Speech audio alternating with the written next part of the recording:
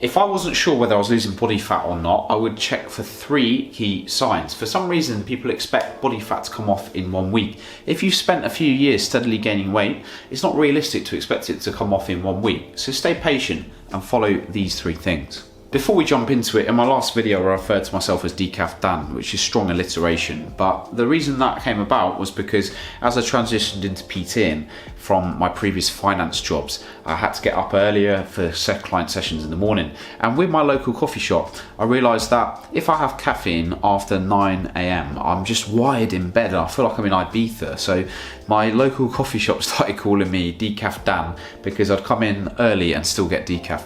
So that's why you can call me Decaf Dan from now on. So let's get into it before I keep chatting nonsense. So this scale is not going to give you all of the information you need about whether you're actually losing body fat, although it is an important starting point. The first clue will be clothes fitting better. Now this may be 6 to 8 weeks in, you start noticing, okay, I've been training upper body, I'm filling out my shirts a bit better. Maybe if you're trying to lose body fat, that your jeans are going to feel a bit looser. And so if your clothes are starting to fit better, and you start having to invoice me as your coach for new clothes, it's probably a good thing. It's probably a suggestion that you are filling out, creating more of that V-taper effect by building out your upper body and losing a bit of body fat, especially around that waist region. In addition to clothes fitting better, you can also do measurements if you would like. The thing is, you got to make sure you're measuring it from the same point, because if you're not actually accurate in terms of where you're actually measuring the muscle, you may then convince yourself that you're getting smaller, which is unlikely. So make sure you're doing all the key measurements: quads, back, chest, shoulders, arms, abs. In fact, just do everything. Yeah, just do everything. The second one is actually scale weight. Now it's become popular in modern times to hate on the scale weight, or it doesn't give you an accurate view of whatever's going on. Now, it shouldn't be your only measure of progress, right?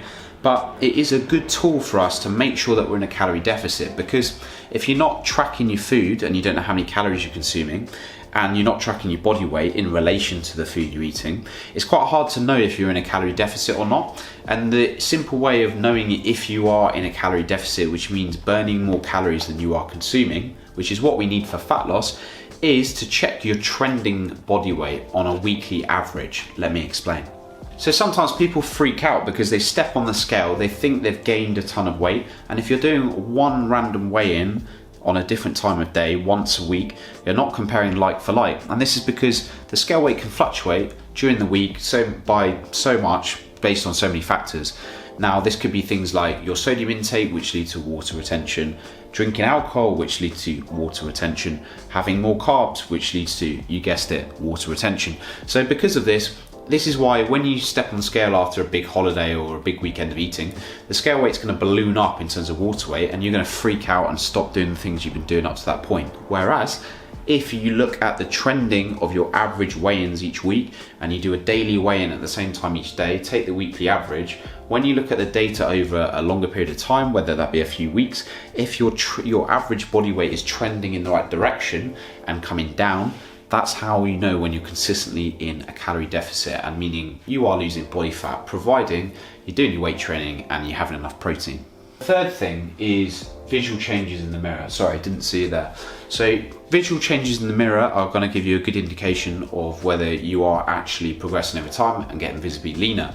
The other thing is, if people that you haven't seen in a few months, whether it be family members, friends, they'll be the ones to notice. So I've seen this with a number of clients. If you haven't seen mates for a few months and then you go to a family event or something, they may tell you that you're looking leaner or you're looking fit, and usually over these longer time frames, 6 to 12 months, it's better to see massive changes in shape.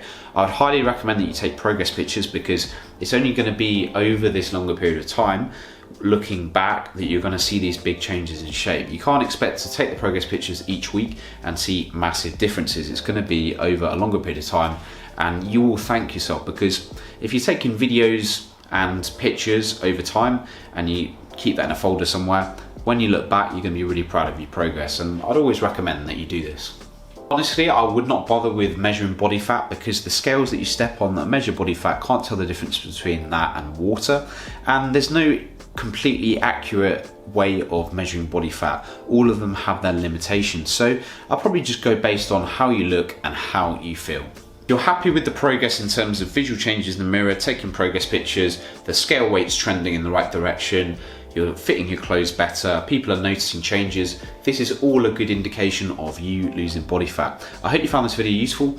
If you managed to suffer through whatever length this video is in terms of my monotone voice, congratulations, I'm proud that you made it this far, so you may as well hit the subscribe button at this point if you're new to the channel. Thanks very much for watching, drop the video a like, see you soon.